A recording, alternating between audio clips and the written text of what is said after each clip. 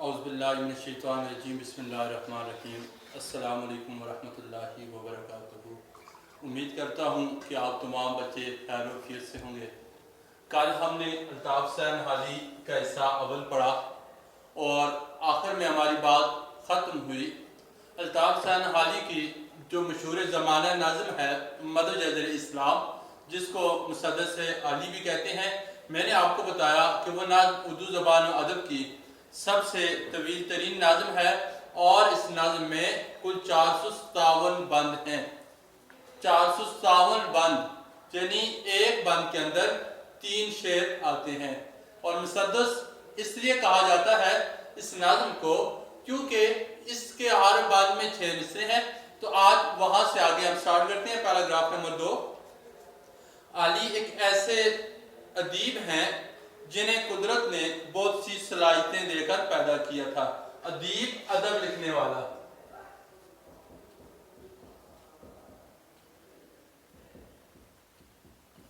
جو بندہ ایک ساتھ شاعری بھی کر رہا ہوتا ہے، نثر بھی لکھ رہا ہوتا ہے، نثر میں تنقید بھی کر رہا ہے، مضامین بھی لکھ رہا ہے، تو ایسے شخص کو ہم ادیب کہتے ہیں۔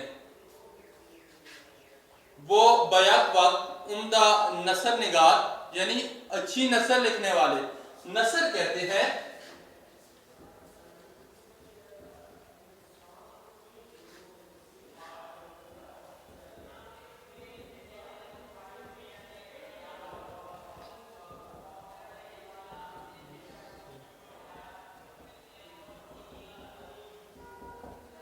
اپنے خیال کو بہترین انداز میں ترتیب دینا یا بہترین الفاظ سے ترتیب دینا، یعنی یہ نثر ہے۔ یہ جو ہم تعارف پڑھ رہے ہیں الطاف حسین حالی کا، یہ نثر کی صورت میں ہے اور یہ بہترین انداز میں یعنی بہترین الفاظ میں لکھا ہوا ہے۔ تو بہترین الفاظ میں اپنے خیالات کو ترتیب دینا نثر کہلاتا ہے۔ اعلیٰ شاعر، شاعر کہتے ہیں شاعری کرنے والا، بہترین الفاظ میں اپنے خیال کو ترتیب دینا جس میں وزن، بحر، قافیہ، ردیف، لیس سر پائی جائے۔ بہترین الفاظ شاعری۔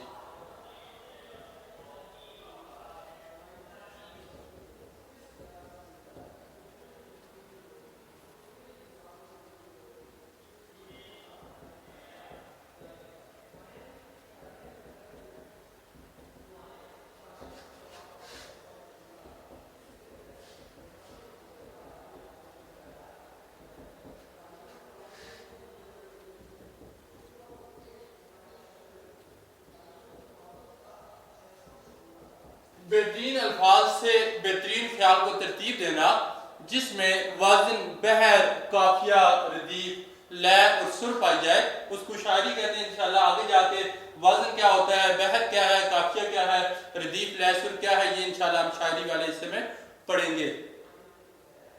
با اعتبار سوانح نگار، سوانح عمری، سوانح نگار سے میں نے آپ کو بتایا تھا کسی دوسری شخص کے حالات زندگی کو قلم بند کرنا، کسی دوسرے شخص کے حالات زندگی کو تحریر کرنا یا قلم بند کرنا۔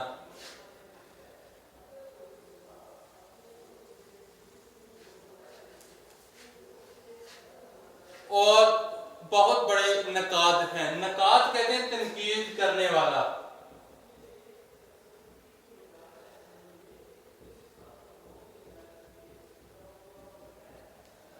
جب ہم مولانا شبلی کا تعارف پڑھ رہے تھے تو میں نے آپ کو بتایا تھا کہ اردو کا پہلا باقاعدہ تنقید نگار الطاف حسین حالی کو سمجھا جاتا ہے۔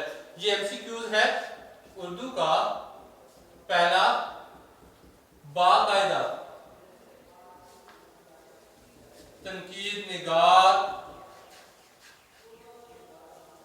الطاف حسین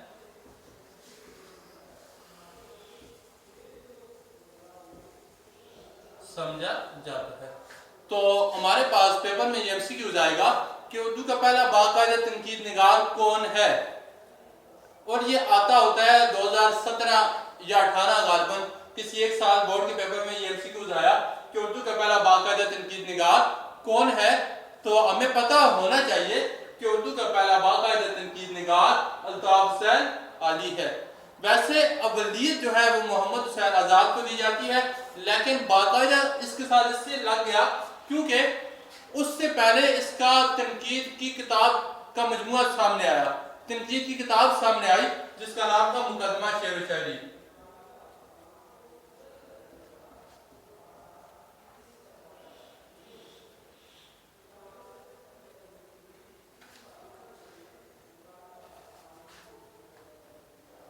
وہ سرسید کے ہم خیال اور ان کی اصلاحی تحریک کے پرجوش مبلغ تھے۔ مبلغ کہتے ہیں تبلیغ کرنے والے۔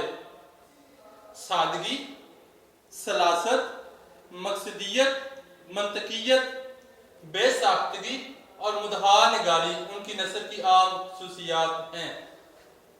مقصدیت اور منطقیت، منطق کہتے ہیں عقل کے ذریعے پرکھنا، عقلی علم۔ ہم نے پڑھا تھا شبلی کے تعارف میں کہ انہوں نے منطق کا علم حاصل کیا کہ عقل کے ذریعے کس چیز کو پرکھنا، تو یہ منطقی علم بھی ان کے پاس تھا۔ اور میں نے آپ کو اس وقت بھی مثال دی تھی، آسان زبان میں مثال دی تھی کہ دیوار کے پیچھے سے دھواں اٹھتے ہوئے ہمیں نظر آتا ہے، اب ہم نے آگ کو نہیں دیکھا ہوتا لیکن ہمارا دماغ پھر فور کام کر جاتا ہے کہ کہیں پیچھے کسی جگہ پہ آگ جل رہی ہے، تو ایسے ان کو منطق کہتے ہیں۔ مگر جو چیز انہیں اردو ادب میں منفرد مقام عطا کرتی ہے وہ ان کی تنقید نگاری ہے۔ جیسے پہلے میں نے آپ کو بتا دیا عالی کو اردو کا پہلا باقاعدہ تنقید نگار تسلیم کیا جاتا ہے۔ یہ MCQs میں نے آپ کو بتا دیا، آپ نے اس کو انڈر لائن بھی کر لینا ہے۔ انہوں نے تنقید کو ذاتی پسند و ناپسند کی جات سے نکالا اور اپنی تصنیف مقدمہ شعر و شاعری میں تنقید کے ایسے اصول مقرر کیے جو آج بھی اردو ادب میں سنگ میل کی حیثیت رکھتے ہیں، سنگ میل بنیادی حیثیت رکھتے ہیں۔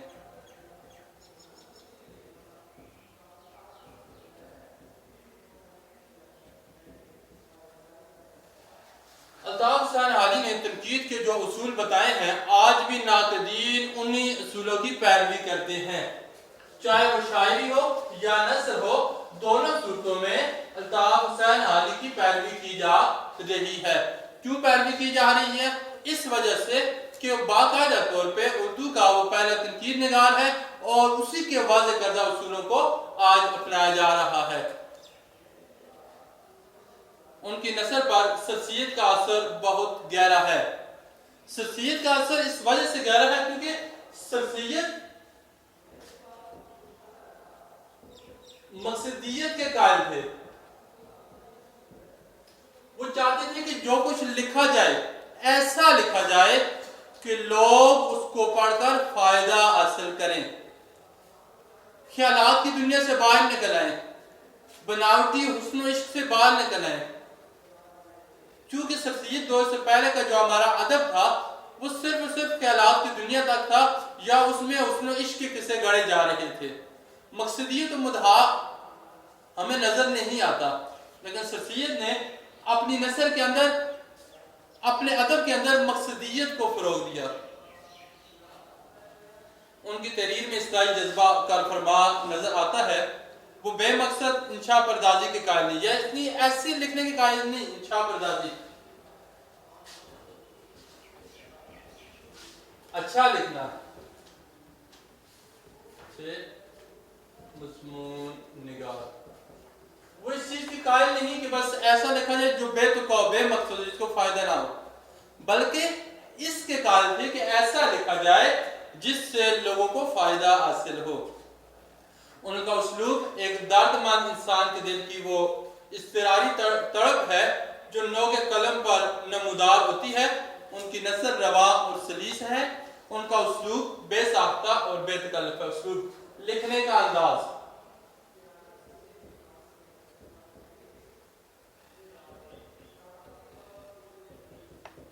بے ساختہ،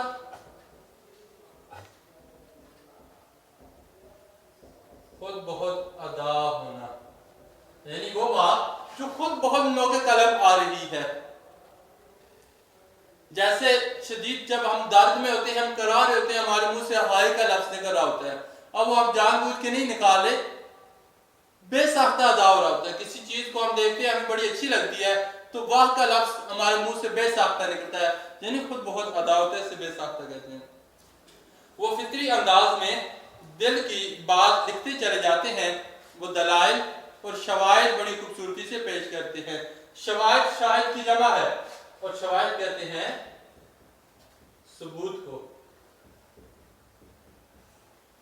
دلیل دینا, ثبوت دینا. ان کی تحریر پر سنجیدگی اور متانت چھائی رہتی ہے. متانت, سنجیدگی, پہلے ہم پڑھ چکے ہیں اس کو.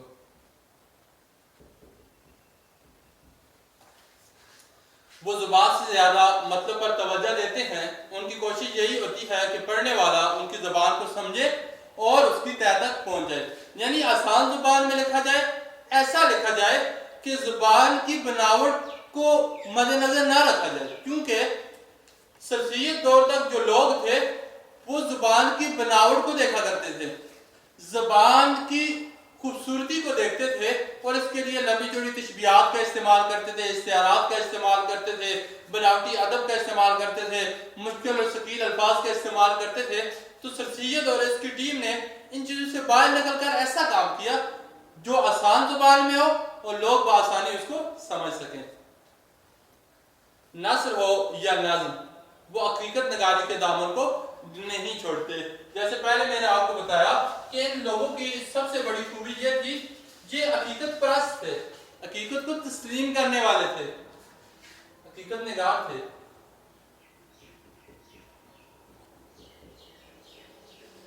جن چیزوں کا مشاہدہ کر رہے ہیں, جو کچھ ہمارے گرد و پیش میں ہو رہا ہے, جو ہمارے معاشرے میں ہو رہا تھا, اس کا عکس ان لوگوں نے بیان کیا ہے, اس کی تصویر کو ہمارے سامنے لے کے آئے ہیں.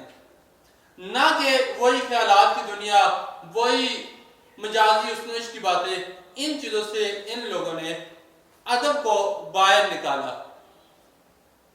انہوں نے 1857 کے ہنگامے میں چونکہ مسلمانوں کی بربادی کے حالات دیکھے تھے, اس لیے مسلم معاشرے کی اصلاح کی خاطر سلسیت کی تحریک میں شمولیت اختیار کی.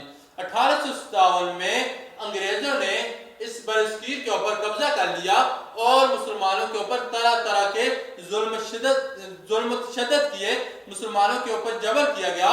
تو سلسیت نے 1857 کے بعد یہ تہیہ کر لیا تھا کہ اس نے مسلمانوں کی اصلاح کا بیڑا اٹھانا ہے, تو اسی اصلاح کے لیے سلسیت نے ایک تحریک چلائی جس کا نام سلسیت تحریک تھا. علی گڑھ تحریک بھی اسی کو بولتے ہیں, اور اصلاحی تحریک بھی. تو الطاف حسین علی نے سلسیت کی تحریک میں شمولیت اختیار کی, اور فقط صرف اس کا مقصد یہ تھا اس تحریک میں آنے کا کہ اس نے مسلمانوں کی اصلاح کے لیے گراں قدر خدمات انجام دینی ہے. اب سلسیت کی تحریک میں آ کر اس نے کیا خدمات انجام دی؟ اس نے سب سے بڑا کام جو کیا وہ مدد جذر اسلام یعنی مسدس عالی لکھی. یہ سلسیت کی فرمائش پر اس نے لکھی, اور سلسیت اپنی ایک کتاب کے اندر ایک جگہ پہ لکھتی ہے کہ جب قیامت کے دن خدا تعالیٰ مجھ سے پوچھیں گے کہ میرے دربار میں کیا اعمال صالح لے کے آئے ہو, یعنی کون سا نیک عمل میری برگاہ میں لے کے آئے ہو, تو سلسیت کہتے ہیں کہ میں بر ملا یہ کہہ دوں گا کہ میں نے الطاف حسین علی سے مسدس علی لکھوائی ہے. تو یہ بہت بڑا کارنامہ تھا. جیسے پہلے میں نے آپ کو بتایا کہ اس نظم کے دو حصہ تھے.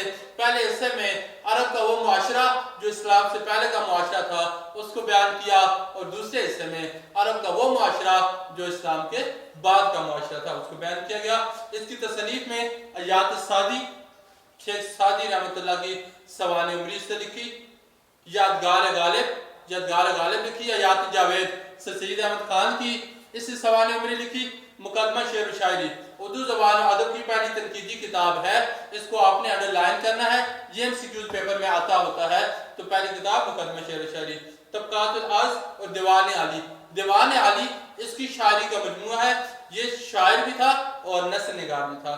ان کی ایسی یادگار تصنیفیں ہیں جو انہیں شہرت دوام سے متصف رکھیں گی. شہرت دوام ہمیشہ ہمیشہ کی زندگی.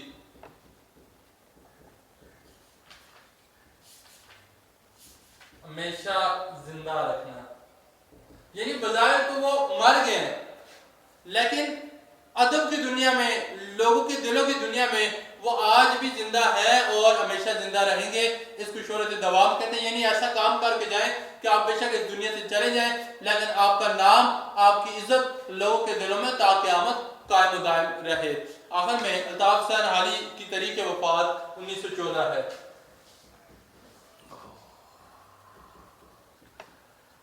1914 میں الطاف حسین حالی نے وفات پائی، تو اسی کے ساتھ ہی الطاف حسین حالی کا تعارف ختم ہوا جاتا ہے۔ آپ لوگوں نے اس کے تعارف کو، جو اس کے عام پوائنٹس ہیں ان کو اپنی کاپی پہ لکھنا ہے، اور انشاءاللہ شامل نصاب الطاف حسین حالی کا جو مضمون ہے اسلام میں گداگری کی مذمت، کل انشاءاللہ وہ پڑھیں گے اور یہ جانیں گے کہ گداگری کسے کہتے ہیں۔ کل تک کے لیے اجازت چاہتا ہوں، اللہ حافظ، السلام علیکم۔